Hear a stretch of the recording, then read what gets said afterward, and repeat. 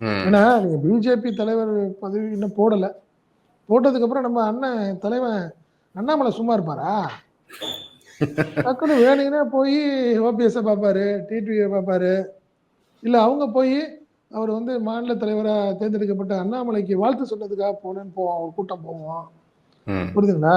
தேர்தல் கமிஷன்ல இருக்கிற இந்த சூழ்நிலையில அவங்க பவரை எல்லாத்தையும் பயன்படுத்தணும்னு நினைப்பாங்க.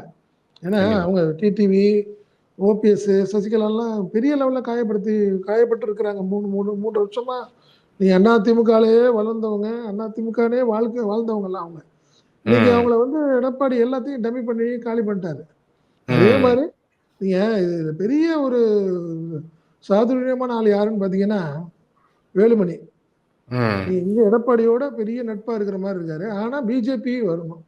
எடப்பாடிக்கு ம். பிஜேபியே வேண்டாங்கிறாரு. ஆனா வேலுமணி இங்க எடப்பாடி, ஆனா மேல பிஜேபி தான். நம்ம பிஜேபி ம். தான் கூட்டணி. அவரு ஒரு ட்ராக், அவர் தனி ட்ராக்.